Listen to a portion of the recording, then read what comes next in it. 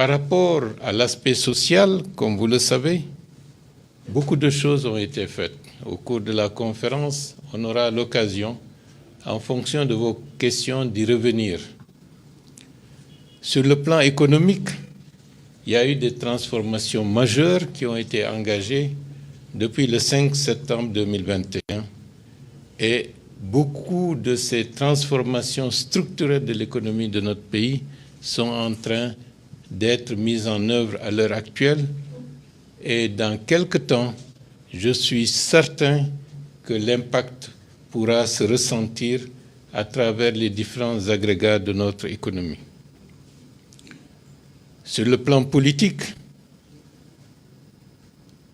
certains estiment que le dialogue, l'esprit du dialogue, c'est simplement entre les autorités en situation de responsabilité et eux-mêmes. Or, dans une société complexe comme la nôtre, le dialogue d'aujourd'hui, c'est créer un environnement où à tout moment, aussi bien les communautés les plus éloignées des centres de décision peuvent être entendues et écoutées. Le dialogue également, c'est de permettre que dans un pays comme le nôtre, qu'il existe ce qu'on peut appeler la courtoisie républicaine. Qu'est-ce que j'entends par courtoisie républicaine? Ce n'est pas parce que quelqu'un n'est pas d'accord avec vous qu'il faut le considérer comme une personne pestiférée. Et je crois savoir que depuis 1 an, la pratique de la gouvernance a, de ce point de vue, évolué.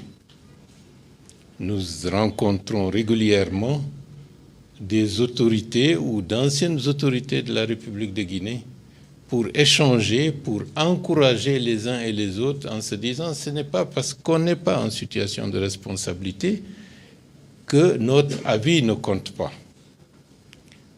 Les rencontres avec les anciens premiers ministres, pour l'essentiel, le plus grand nombre d'entre eux présents en Guinée répondent régulièrement à nos invitations et ne manquent pas, dans certains cas, d'apporter des propositions qui sont dans une logique de conforter les positions gouvernementales ou bien d'y apporter un élément supplémentaire d'approfondissement. Donc, de ce point de vue, je pense que ce sont des innovations qui permettent de savoir ce n'est pas parce qu'on n'est plus en place qu'on n'existe pas et qu'on n'est pas pris en considération. Le dialogue également avec la classe politique. Certes, ce n'est pas la grande messe de manière régulière parce que nous étions dans un contexte où il fallait repenser et rendre efficace la dynamique. Comme vous le savez, l'essentiel des clés, des positions qu'il fallait clarifier en ce qui concerne la marche de la transition ont été déjà réglées dès la première année de la transition, à travers un chronogramme, à travers le dialogue interguinéen qui avait fait émerger des résolutions, et aussi ce qui était fondamental, un dialogue au niveau de l'ensemble de la société, à travers les assises nationales, pour repenser les blessures et de faire en sorte que les dynamiques de réconciliation puissent prendre de l'envergure. Et tout cela, à l'heure actuelle, c'est en train d'être mis en œuvre sans tambour ni trompette. Donc, de ce point de vue, le dialogue en Guinée est devenu un dialogue permanent. Et ça, il faut qu'on le souligne pour qu'on ne considère pas, pour certains, si monsieur X ou tel autre n'est pas présent, c'est comme s'il n'y a pas de dialogue. La question du dialogue, c'est un état d'esprit. Bien entendu, sur le plan institutionnel, nous avions proposé au ministère de l'Administration du Territoire de repenser la structuration du dialogue tel qu'il était créé au lendemain du 5 septembre 2021. Donc ce processus est en train de se faire, mais je comprends que l'essentiel du territoire concerne la mise en œuvre des éléments nous permettant de revenir à l'ordre constitutionnel de la manière la plus efficace, la plus apaisée possible. Et de ce point de vue, ils ont un chantier extrêmement important. Et de notre côté, nous veillons à ce que le rythme soit maintenu pour que nous soyons dans les délais. En dehors de cela, un dialogue doit être un dialogue citoyen. Et de ce point de vue, l'immersion que nous avons effectuée dans la région de Zérekuri, de Farana et de Kankan va dans ce sens. Le dialogue, ce n'est pas simplement le dialogue entre les élites, c'est le dialogue des responsables de l'autorité exécutive du pays avec les populations à la base pour s'enquérir de leurs souffrances, de leurs problèmes et de la situation dans laquelle ces populations sont en train de vivre. Et c'est un moment aussi de constater les avancées et de constater également des déficits qu'il faut corriger. Et c'est ça le rôle permanent de celui qui est en situation de responsabilité. Ça a été fait pour la première partie. Il y aura d'autres immersions pour les autres régions du pays dans les prochaines semaines, notamment après le Ramadan. C'est bien. Donc, en d'autres termes, nous sommes dans ce contexte et je suis prêt à répondre à vos questions. Merci. J'oubliais que c'est le carême ou le Ramadan. Donc, à tous et à toutes, je souhaite que ce mois de Ramadan, mois de pénitence, mois de sacrifice, mois de partage, puisse être un mois de, disons, d'apaisement, de calme, et puis de satisfaction des besoins essentiels de la population en termes de dessert d'électricité principalement, pour ne pas que la situation de nos populations soit encore impactée plus négativement lorsqu'on pense à ce que les populations ont enduré l'année dernière.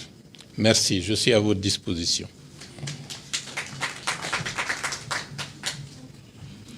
Monsieur le Premier ministre, merci pour ces mots d'ouverture. Et pendant que vous intervenez, nous avons enregistré l'arrivée de Monsieur le ministre de l'Enseignement pré-universitaire, de l'alphabétisation, Monsieur Paul Sely. À présent, nous allons ouvrir la page questions-réponses. Nous avons déjà certains médias qui sont annoncés. Sidi Kundara, Africa-Guinée. Il y a Salimatou Bari. Ah, ok. Ok, Africa-Guinée. D'accord. Donc, on passe la parole directement. Je rappelle que les médias, les journalistes sont déjà fait enregistrer pour ceux qui avaient des questions auprès de nos collègues. Alors, bonjour, monsieur le ministre. C'est Kundara Diallo, africaguinée.com. Alors, moi, j'ai trois questions. La première, c'est par rapport à cette année électorale qui est annoncée par le président Mamadi Doumbouya. Aujourd'hui, quels sont les actes qui ont été réellement posés par rapport à ce processus de retour à l'ordre constitutionnel? La deuxième question, c'est par rapport à ces cas d'enlèvement. Récemment encore, on a assisté à l'enlèvement de Abdou Sako avant que ce dernier ne soit retrouvé auprès d'un camp à Lubrika. Nous voudrions savoir concrètement qu'est-ce qui est en train d'être fait pour que ce phénomène d'insécurité puisse un peu s'améliorer, surtout dans la capitale guinéenne, et qui vise particulièrement les activistes, mais aussi les journalistes. D'autres questions, nous avions appris que vous avez été empêché de sortir pour aller à l'étranger. Nous voudrions savoir, est-ce que cette information est exacte, monsieur le Premier ministre? Merci beaucoup. Merci. 3 à 4 questions. Diao Bari, Jeune Afrique, et Lynx. S'il accepte de libérer le micro. Merci. Bonjour. Merci, monsieur Camara et monsieur le Premier ministre. Ma première question, j'avais des questions. La première a été prise en charge par Sidi Kundara. même si peut-être faudrait étendre cela aux autres disparus qui n'ont pas été retrouvés jusque-là. Savoir, on avait promis justice, des investigations, où en sont les investigations. La dernière question, c'est où en est le RAVEC? Aujourd'hui, on n'a pas de visibilité sur sa mise en œuvre. On sait qu'un responsable est nommé, on a vu quelques agents recenseurs dans le quartier, mais ça s'est arrêté. Et où en est le processus? Je vous remercie. Abdoulaye Momo Fofana, de 6 Médias, se prépare.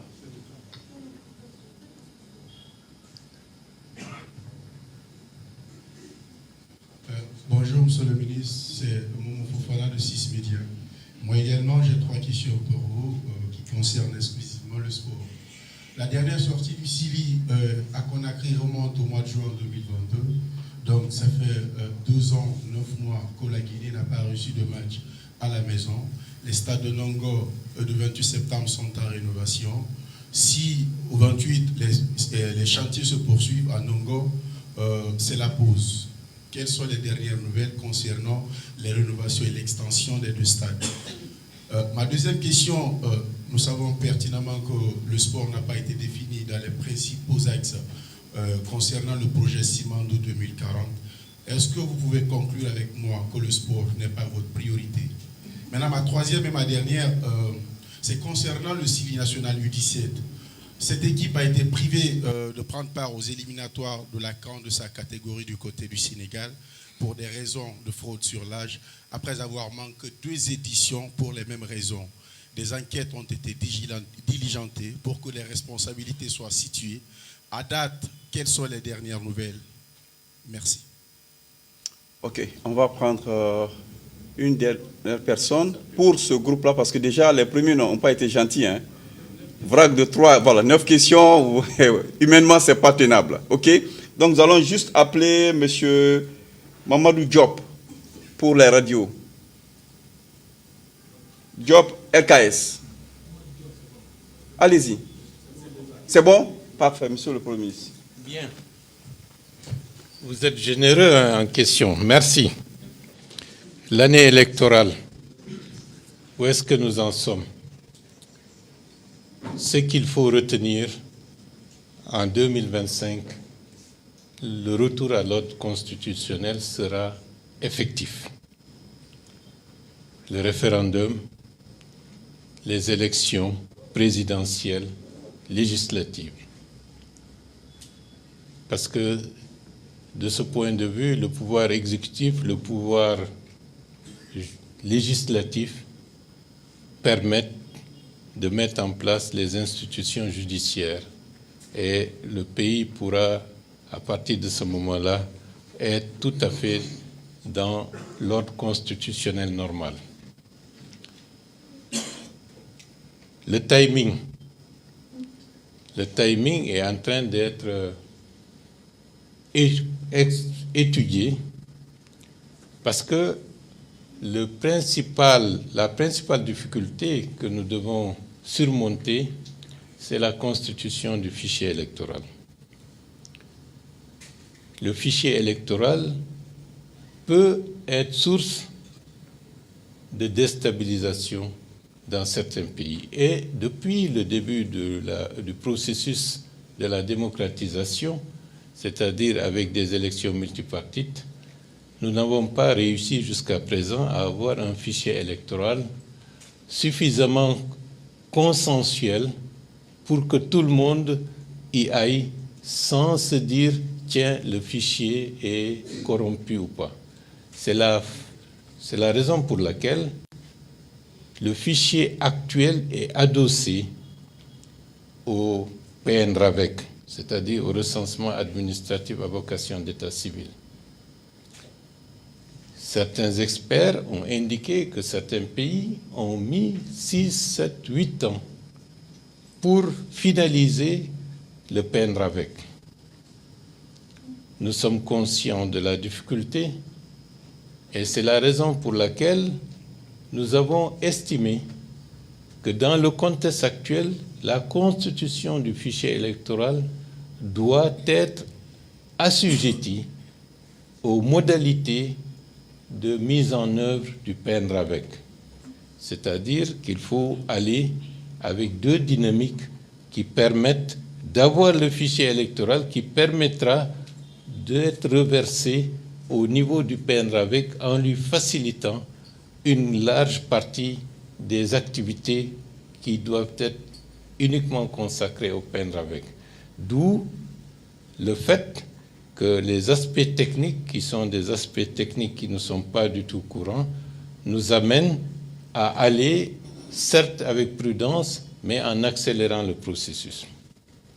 J'ai indiqué notamment hier au ministre de l'Administration du Territoire du processus électoral de convoquer le comité de pilotage pour que toutes les parties prenantes de ce processus puissent être effectivement informées de ce qui est en train d'être fait pour que nous puissions, de manière concertée, fixer les périodes permettant d'organiser le référendum et d'organiser les élections majeures, notamment la présidentielle et les législatives.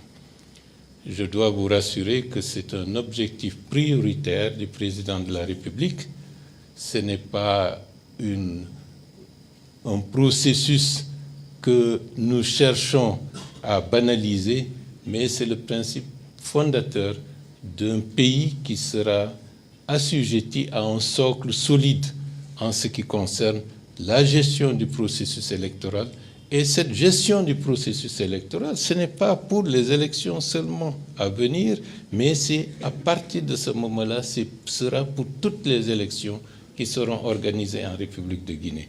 D'où la nécessité, pour la première fois, de faire en sorte que la carte d'électeur puisse être en relation directe avec la carte d'identité nationale, avec le passeport, avec toute la documentation susceptible d'identifier un citoyen de la République de Guinée à travers un seul numéro d'identification. Et c'est ça l'enjeu majeur qui fait que nous n'allons pas, en se précipitant dans ce processus, parce que cela nécessite technicité et nous n'avons pas le droit de faillir pour faire émerger ce fichier électoral tout en allant dans le sens, disons, des principes qui permettent la mise en place du PNRAVEC. Et ça, c'est très important, parce que le PNRAVEC sera la matrice fondatrice de tout le fichier national, que ce soit le régime social unifié, que ce soit à tous les niveaux, ce sera le socle qui reliera les citoyens de la République de Guinée avec leur État. Si on veut avoir une idée du fichier des personnes qui sont des souffrant d'handicap, c'est à partir de cela qu'on pourra les identifier de manière sûre et certaine.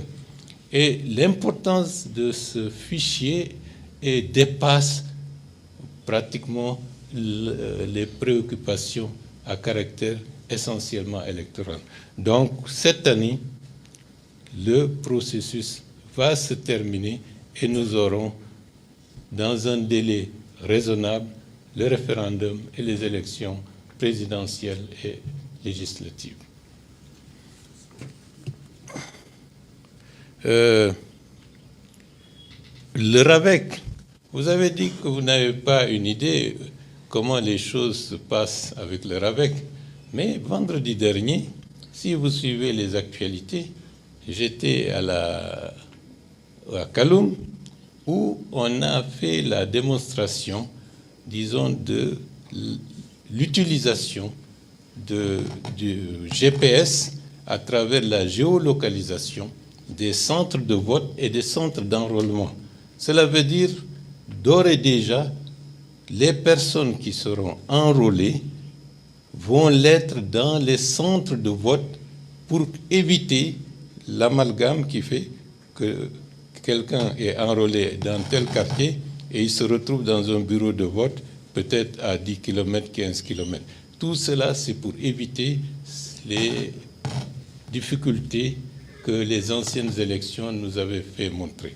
Donc, de ce point de vue, ça avance. Et rencontrez le coordonnateur du PNRAVEC, il vous dira où est-ce qu'il en est aujourd'hui. Même moi qui suis juste à côté, j'ai reçu des personnes qui m'ont recensé, enrôlé tous les membres de ma famille. Donc le processus est en marche, le processus sera accéléré pour que nous soyons à jour par rapport à nos objectifs de tenir l'ensemble des échéances durant l'année 2025. J'essaye de regrouper les questions par centre d'intérêt pour ne pas avoir à répondre les questions une à une. Maintenant, par rapport à la question des droits de l'homme, c'est un enjeu majeur. Nous regrettons qu'il y ait des situations où des personnes peuvent être considérées comme disparues en République de Guinée. Parce que cela veut dire que nous avons encore du travail. Et en tant que Premier ministre chef du gouvernement, j'ai indiqué à tout le monde, et sur instruction du président de la République, que tous les actes doivent être en relation étroite, encadrés par l'ordre judiciaire. Et ça, c'est très important. Il ne faut en aucune manière ouvrir une brèche où des actions extrajudiciaires peuvent compromettre le processus de transition actuel ou bien ternir l'image de la République et l'image du gouvernement. Je dois dire que tout ce qui s'est passé depuis juillet 2024, avec la disparition, entre guillemets, de Fonike Mangué et de Bilo, c'est quelque chose qui n'a pas été dans un droit fil des intérêts du gouvernement. Au contraire, on était en train d'améliorer notre position à l'international. On était en train de négocier avec l'Organisation internationale de la francophonie. Et cette affaire survient au moment où les conclusions étaient très avancées. Qui était pénalisé dans cette affaire? C'était le gouvernement de la République de Guinée. Et donc, dans notre pays, il y a une tradition. Ce qui se fait sur la scène et ce qui se fait dans les coulisses, très souvent, les choses sont différentes. Nous avons une expérience de tout ce qui s'est passé durant ces dernières années pour faire imputer aux autorités des situations qui sont instrumentalisées par ailleurs. Je ne dis pas que c'est le cas, puisque les enquêtes se poursuivent, mais c'est pour dire que nous devons faire preuve de prudence et de sérénité dans les jugements hâtifs. La question du respect des droits de l'homme à l'heure actuelle, dans un environnement troublé, il ne faut plus réfléchir avec les mécanismes d'il y a 30 ans. En d'autres termes, en disant que dès qu'il y a une violation des droits de l'homme, l'État est responsable. L'État n'a plus le monopole de la violence dans la plupart des États, surtout dans notre région. L'État n'a plus le monopole de tout ce qui est, par le passé, du domaine exclusivement régalien de l'État. D'où la nécessité absolue, avant de raconter quoi que ce soit, il faut procéder à des enquêtes approfondies pour situer les responsabilités. Je dis et je réitère que le gouvernement de la République de Guinée, le CNRD, n'a aucun intérêt de ternir tout ce qui a été fait depuis le 5 septembre 2021. Les pratiques qui avaient cours par le passé doivent être combattues à tous les niveaux. Vous savez également que le changement, ce n'est pas par décret qu'un changement peut s'inscrire, s'enraciner. C'est comme un tremblement de terre. Il y a la première secousse, ensuite il y a des secousses successives jusqu'à ce que ça se calme. C'est comme ça que le processus de changement va se faire.